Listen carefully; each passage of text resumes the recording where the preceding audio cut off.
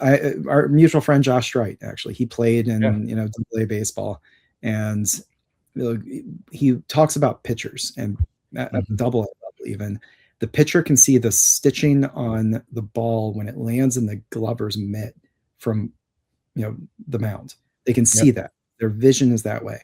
When you think about a radiologist, and there's been studies around this, the average time in which a person can see visual stimuli is like 500 milliseconds, so about half a second. For a radiologist, it's like 250 milliseconds. Like, they have honed their craft down to be able to like literally see these little things that we wouldn't see because it's flicking through the images so quickly. But that's their specialty, and that's the way that they're able to. They're not looking for the normal, or they're not looking for the abnormal. They're actually looking for the normal in most scans.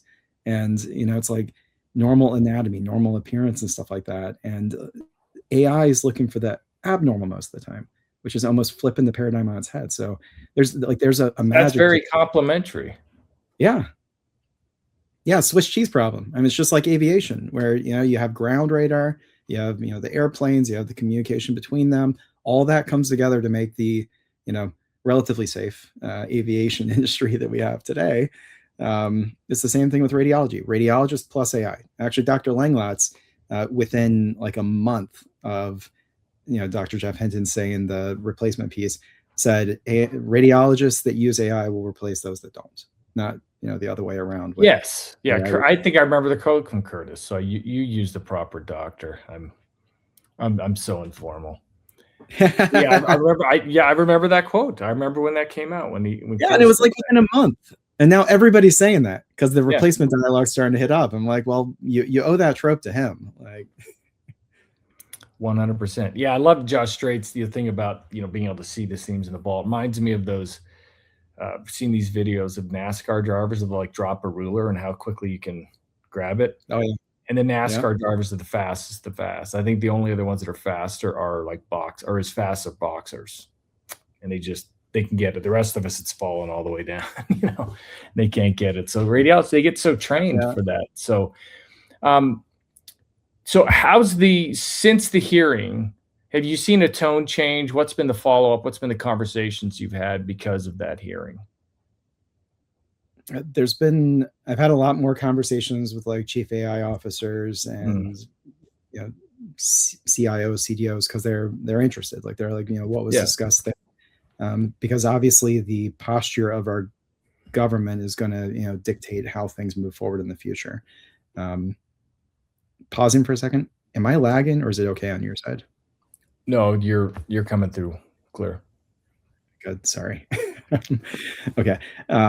So the posture of our government's ultimately going to determine what happens going forward. And I think there's also been a lot of questions around state AI regulation, because, it's coming up. Like, every single state, except for like 2, I think, proposed a bill last year, and half of them passed one related to AI regulation. So, CXOs are trying to get a handle on this so that they're not caught flat-footed. And, that's where a lot of the interest in the outreach is coming from. And honestly, from my perspective, I love connecting with them because they're the experts in their state, in their region, in their hospital. So I can get like good, diverse opinions of how they're thinking about this. I'm actually going to be giving the governance talk in 2 different settings next week. One, a conference, the Health AI conference in Anaheim, and another one at AWS Gen AI Day at Advocate Health in Winston-Salem. Oh, nice. On this topic. So, I mean, interest is high. There's a lot of people that they're planning for the 5 to 10 years, not like even the 5 months to, 2 years. Like, they're thinking long-term on this kind of stuff. And how do we not just do what we've always done with something new? It's how do we transform, literally, and like reinvestigate, relitigate how we've approached this, and figure out if there's a new, better, more seamless way to do it, because we have this amazing new power source, and it's an incredible opportunity for that. Yeah, that's well said. I'm a little concerned with the states doing it without the federal, like, to try to comply with. I don't know how you do it if every state's going to have their own rules. That seems like a lot of friction in So this is legislation rather than federal. it's a little technical, but policing powers already exist at the state level, and Mhm. that's linked back to the 10th Amendment, I believe, which gives the I states the think you're right. rights.